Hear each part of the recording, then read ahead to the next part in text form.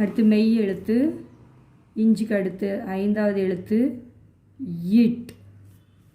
இட்டு எழுதுவது மிக மிக எளிமையானது. ஒரு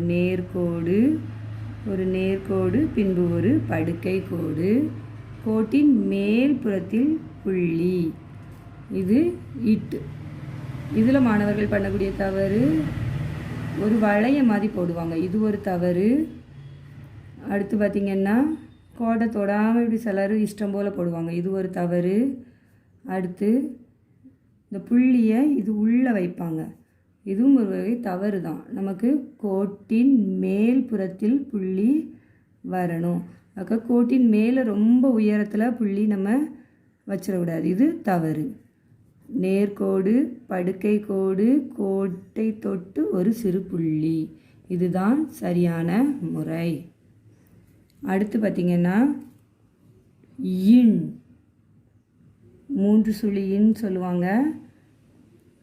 இது எழுதுவதற்கான படிநிலை பார்த்திங்கன்னா கோட்டின் கீழ்ப்புறத்தில் ஒரு சிறிய வட்டத்திலிருந்து மேல் நோக்கிய ஒரு வளையம், சிறிய வட்டம் மேல் நோக்கிய வளையம், மீண்டும் ஒரு பெரிய வளையம், சிறிய வட்டம் வளையம், மீண்டும் ஒரு பெரிய வளையம், அடுத்து ஒரு வளையம், சிறிய வட்டம் பெரிய வளையம், பின்பு ஒரு படுக்கை கோடு, சிறிய வட்டம் பெரிய வளையம், படுக்கை கோடு, கையை எடுத்த பின்புதான் நேர்கோடு. இது மெய்யெழுத்து இன் எழுதுவதற்கான படிநிலை. இதில் மாணவர்கள் பண்ணக்கூடிய தவறு, சில புரியாத சின்ன பிள்ளைங்க இஷ்டம் போல் வட்டம் போடுவாங்க, இது ஒரு மிகப்பெரிய தவறு. 3 சுழியின் 1 சுழி 2 சுழி 3 சுழி, இதுதான் மெய்யெழுத்து இன் எழுதுவதற்கான படிநிலை. இதில் இன்னொன்று அந்த கொம்பு இல்லாமல் இப்படியே எழுதுவாங்க, இதுவும் தவறு. இதுதான் சரியான முறை. மெய்யெழுத்து இத் எழுதுவதற்கான படிநிலை.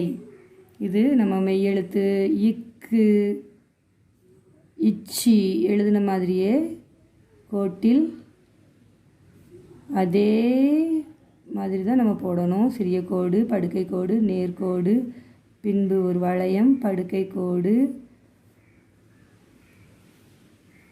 இது கோட்டின் கீழ்ப்புறத்தில் இப்படி ஒரு படுக்கை கோடு மாதிரி வந்து இப்படி ஒரு நேர்கோடு வரணும். இதுதான் இத்து எழுதுவதற்கான சரியான முறை. இதில் மாணவர்கள் பண்ணக்கூடிய தவறு, கொம்பு இல்லாமல் இப்படி எழுதுவாங்க, இது ஒரு தவறு. அடுத்து பார்த்திங்கன்னா இந்த கீழே வளையத்தை வந்து இஷ்டம் போல் அப்படி வளைச்சி விட்ருவாங்க, இது ஒரு மிகப்பெரிய தவறு. கோட்டில் சிறிய கோடு படுக்கை கோடு நேர்கோடு வளையம், இந்த கோடு வந்து இதுக்கு நேர் ஈக்குவலாக இப்படி இறங்கி வரணும், இதுதான் சரியான முறை. அடுத்த மெய்யெழுத்து இந்து.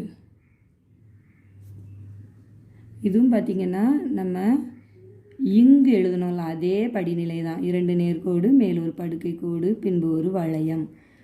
இதில் கீழ் நோக்கி இந்த வளைந்த பகுதி இந்த கோட்டுக்கு நேரே வரணும், இதுதான் இதோட முக்கிய பங்கு. இதில் பார்த்திங்கன்னா இதில் மாணவர்கள் பண்ணக்கூடிய தவறு, அதே கொம்பு இல்லாமல் எழுதுவாங்க, இது மிகப்பெரிய தவறு. அடுத்து நேர்கோடு படுக்கை கோடு நேர்கோடு போட்டுட்டு இந்த இத்து எழுதுகிற மாதிரியே இப்படி கோடை இஷ்டம் போல் வளைச்சி விடுவாங்க, இது ஒரு தவறு. இது சரியான முறை பார்த்திங்கன்னா நேர்கோடு படுக்கை கோடு நேர்கோடு ஒரு வளையம், இந்த கோடும் இந்த பகுதியும் ஒன்றை வர்ற இடத்துல இப்படி ஒரு கீழ் நோக்கிய கோடு மேல் ஒரு புள்ளி, இதுதான் சரியான முறை. மெய்யெழுத்து இப் எழுதுவதற்கான படிநிலை. இது மிக மிக எளிது.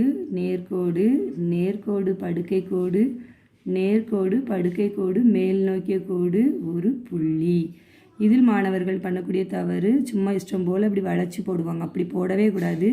நேர்கோடு படுக்கை கோடு மேல் நோக்கிய கோடு இப்படி தான் போடணும், இதுதான் சரியான முறை.